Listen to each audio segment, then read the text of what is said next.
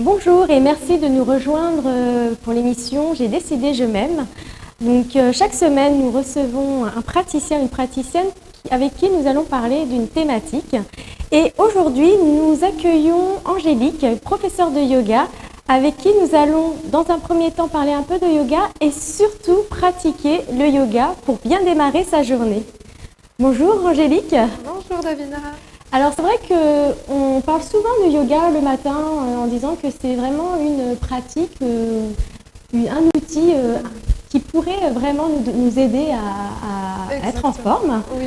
Est-ce que, Angélique, tu peux nous dire tout d'abord, avant de commencer, quelle forme de yoga tu pratiques ? Alors moi je pratique du yoga dynamique, j'enseigne aussi du yoga un peu plus doux. Mais ce qu'on va voir là pour vraiment se réveiller le matin, c'est d'aller bouger le corps. Donc on a passé toute une nuit, que ça soit 8 heures, 10 heures, 12 heures à dormir. Donc le corps a besoin de s'étirer. Et le mieux, c'est les salutations au soleil qu'on va voir là ensemble. Ce qui est bien avec les salutations au soleil, c'est que ça permet de bien faire circuler le sang dans tout le corps. On bouge de manière différente, les postures sont différentes. Du coup, c'est complet et ça peut être... donc une salutation au soleil n'est pas très longue, mais on peut en faire plusieurs à la suite. Et ça peut nous faire 10 minutes de yoga où on n'a fait que les salutations au soleil. Et pourquoi le matin ? Donc premièrement, le matin parce que notre cerveau est beaucoup plus reposé. Donc on est beaucoup plus apte à absorber de belles énergies. Et quand on parle de salutations au soleil, on parle aussi et surtout de saluer le soleil intérieur. Donc c'est vraiment ce petit moment à soi pour se souhaiter à soi-même une belle journée, une bonne journée et plein d'autres qualités positives que l'on veut cultiver. Est-ce qu'il y a des conditions particulières pour pratiquer ces exercices ? Non. Alors, on pense souvent qu'il faut être flexible pour faire du yoga, mais pas du tout. Le yoga nous aide à devenir flexible. Donc c'est pour ça qu'il y a toutes ces postures où on va être en flexion, en extension, et on va aller chercher vraiment tous ces mouvements qui sont là dans le corps. Mais c'est vrai que si on n'utilise pas les articulations, ça ne bouge pas. Donc c'est à nous d'aller utiliser tout ça et de voir et d'être curieux par rapport au corps. Angélique, tu nous as préparé un enchaînement pour bien démarrer notre journée. Exactement. Donc c'est des salutations au soleil. On va les faire très débutantes. Donc à la maison, vous pouvez les faire debout. Nous, on va les faire sur les genoux pour vraiment être à l'aise. Donc on va se mettre dans le milieu du tapis et descendre sur les genoux. Donc, on peut poser donc, le dos des pieds au sol, les fessiers sur les talons, pas très longtemps. Ça permet d'étirer les cuisses, les chevilles. Donc, c'est une petite posture qu'on pourrait garder quelques respirations. Et nous, on va commencer directement. Donc, on inspire, on s'élève, les bras vont vers le haut. On peut joindre les mains, regarder vers les pouces, se pencher légèrement vers l'arrière. Voilà, pas plus. Et on expire, on va reposer les mains vers l'avant. On va les poser tranquillement au sol. Une fois que les mains touchent le sol, on se retrouve à quatre pattes. On écarte ici les genoux légèrement. On a épaule, coude, poignet aligné. Est-ce que la respiration est importante ? Oui, en fait, plus on pratique, plus on va pouvoir synchroniser souffle et mouvement. Et c'est ça qui va être très important. En inspirant maintenant, on va repousser le sol, cambrer le bas du dos, regarder vers l'avant. On trouve un peu plus de mobilité dans la colonne vertébrale. C'est la posture qu'on appelle la posture de la vache. Et quand on arrondit le dos, posture du chat, on regarde vers le nombril. Superbe. À partir de là, on revient à une posture neutre, dos droit. On va allonger les jambes à l'arrière du tapis, poser les avant-bras au sol. On s'allonge sur le ventre. Maintenant, on va ramener la colonne vertébrale en extension, justement pour contrebalancer toutes les postures où on a les épaules arrondies. Quand on conduit, on lit un livre, on est sur le téléphone. Donc, on commence par la posture du sphinx. On attrape l'extérieur des coudes. Voilà, rapproche un tout petit peu. Tu joins les mains en prière à l'avant. Et on repousse le sol. Et les épaules vont vers l'arrière. Donc, ça demande d'activer les muscles du haut du dos. Super. Là, le menton, il reste parallèle au sol. Le regard vers l'avant. On prend quelques respirations.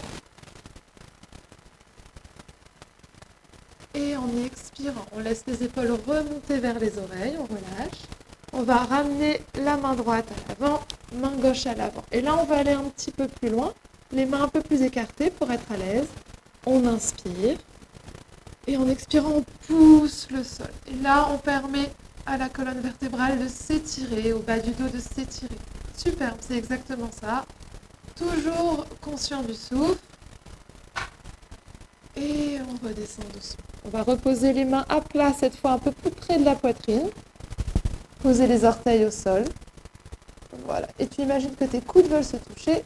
Et on repousse pour se mettre à quatre pattes. Première variation de la posture, ça va être la posture qu'on appelle la posture du chiot. On va étirer les bras à l'avant. Et on va essayer d'aller poser le front au sol. De cette manière, on étire la colonne vertébrale un peu plus. On permet au sang de circuler un petit peu plus vers le cœur, vers la thyroïde, vers le visage, vers le cerveau. Les cellules qui se ravivent. Tu peux garder le front au sol un tout petit peu. Voilà. Et en inspirant, tu vas relever la tête. Et si tu veux essayer avec moi, la variation un peu plus avancée de cette posture, c'est de ramener les mains au centre. Et cette fois, de lever les genoux et de te mettre dans la posture du chien tête en bas. Donc c'est une posture qui est très connue en yoga. Là, on est dans une posture qui renforce les bras, qui étire l'arrière des jambes, qui étire la colonne vertébrale. Et là, on a encore un afflux sanguin un peu plus important vers le haut du corps, chose qu'on fait très rarement. Et c'est cet afflux sanguin qui va nous permettre de vraiment énergiser encore plus notre corps, de se réveiller. Et à partir de là, tu relèves la tête, tu ramènes soit les mains vers les pieds, soit les pieds vers les mains. Et pieds ouverts à largeur des hanches, tu plies les genoux et tu relâches la tête vers les genoux. On est dans une flexion avant, voilà. Tu peux plier encore plus tes genoux. Bien. Et maintenant, ensemble, on va dérouler la colonne vertébrale pour remonter et se remettre debout. Doucement, doucement, doucement. Voilà, la tête toujours en dernier. Les mains vont venir les bras le long du corps et les paumes des mains vers l'avant. Et là, on est dans une posture qu'on appelle la posture de la montagne. Et on peut s'amuser à basculer peut-être gauche-droite et lever un pied de l'autre côté. Et ça nous permet de travailler l'équilibre et la force des chevilles, tout simplement. Puis ensuite, on se repose. Et ici, on peut fermer les yeux quand on a fini. Quelques respirations. Et on pourra ensuite, ou pas, recommencer. Voilà. Merci. Pour cet enchaînement. Donc, on a trouvé la salutation, qui est vraiment une posture importante. Oui. Le lynx, la posture du lynx. C'est ça, le sphinx. Ah, le sphinx. Le sphinx, la vache, le chat, le chien tête en bas. Et les postures, quand on est sur les genoux, on appelle ça Samasthiti, c'est de lever les bras vers le ciel. Et ensuite, de repartir vers le sol. Et c'est aussi cette connexion de lever les bras, de reconnaître le soleil et de reconnaître la terre. D'accord.